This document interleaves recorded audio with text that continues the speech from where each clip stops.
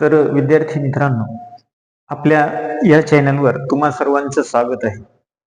तर आज आपण इयत्ता 10वी आणि 9वी साठी जो काही आपला रायटिंग स्किलचा भाग असतो, रायटिंग स्किल मध्ये हे आपल्याला जवळपास 25 मार्कासाठी असतं.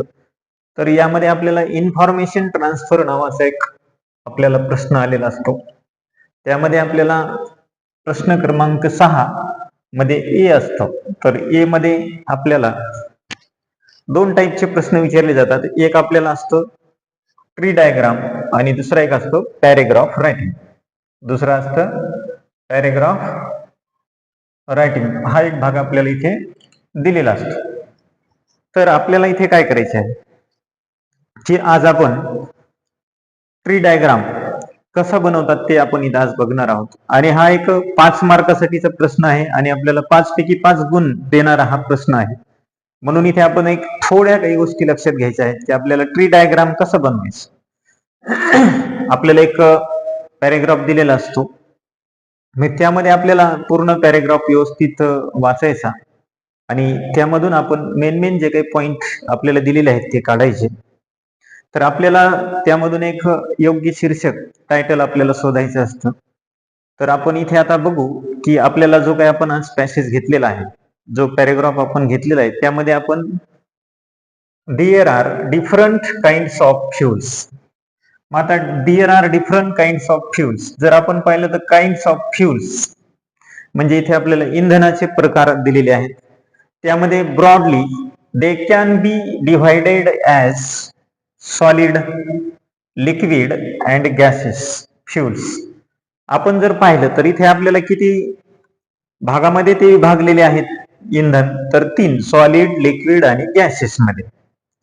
त्यानंतर काय की सॉलिड फ्युल्स इन्क्लूड म्हणजे यामध्ये समावेश होतो. कशाचा समावेश होतो? Such as wood, coal and coke. या 3 घटकाचा समावेश सॉलिड फ्युल्स मध्ये आपल्याला झालेला दाखवलेला आहे. त्यानंतर मोस्ट लिक्विड फ्युल्स. त्यानंतर आता आपल्याला लिक्विड फ्युल्स मध्ये काय दिलेले आहे, तर हे आपल्याला फ्रॉम ऑइल वेल संक डीप इनटू द अर्थ. तर हे आपल्याला भूगर्भामध्ये म्हणजे जमिनीच्या खोल आतमध्ये आपल्याला हे जे काही इंधनाचा प्रकार आहे लिक्विड तो आपल्याला सापडतो. त्यामध्ये काय येतं तर पेट्रोल, केरोसिन आणि diesel are all separated from petroleum. आपल्याकडे हे 3च आहेत. कोणते? पेट्रोल, केरोसिन आणि डिझेल. त्यानंतर the most important gases fuels. आता आपला तिसरा जो प्रकार येतो आहे गॅसेसचा. मग यामध्ये are natural gas, coal and water gas. आणि natural gas is a fuel that is widely use for. मग आता आपल्याला नॅचरल गॅसचा यूज दाखवलेले आहेत 2.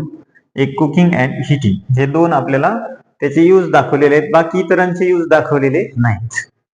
आता मी जसं हा पॅसेज पूर्ण वाचून मेन जे काही आपले टॉपिक पॉइंट आहेत त्याला आपण काय केलेले अंडरलाईन करून घेतलेली आहे. तर आपल्याकडे सर्वप्रथम लक्षात यायले की आपल्याला कशाचे प्रकार दिलेले? फ्युल्सचे. मग या पद्धतीने आपल्याला अशी आखणी करायची आहे. आणि इथे काय करायचे की काय दिलेलं आहे तर kinds of fuels. Kinds of fuels हे झालं आपलं मुख्य. त्यानंतर आपल्याला 3 प्रकार इथे दिसत आहेत. 3 प्रकार कोणते? तर पहिला आपण पाहिलेला आहे की सॉलिड. इथे आपण पहिला प्रकार घेतला समजा की सॉलिड. दुसरा आहे आपल्याला लिक्विड.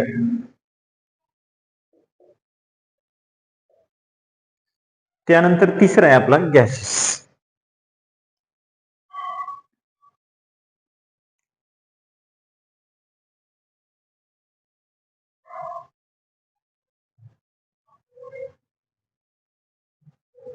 गॅसेस हे झाले आपले 3 प्रकार.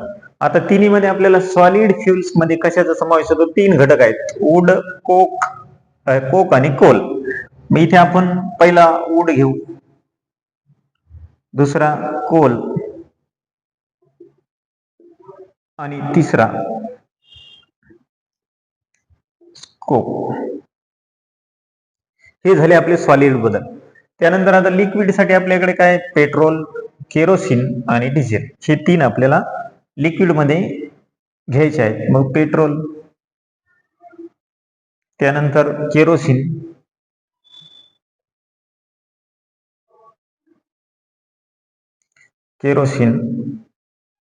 आणि तिसरा आहे आपला डिझेल. हे झाले तीन. आता आपल्याकडे गॅसेसचे तीन दाखवलेले आहेत. पहिला आहे आपला नॅचरल गॅस. आपण तर आपला तिसरा जो प्रकार आहे आपला इथे, तर आपल्याकडे हा गॅसेस. आता गॅसेस मध्ये आपल्याला काय दिलेले आहे, तर गॅसेस मध्ये आपल्याकडे नॅचरल गॅस, तर आपण हा घेतला एक नॅचरल गॅस. त्यानंतर दुसरा दिलेला आहे आपल्याला कोल अँड वॉटर गॅस. त्यानंतर आहे आपला कोल गॅस आणि तिसरा दिलेला आहे आपल्याला वॉटर गॅस.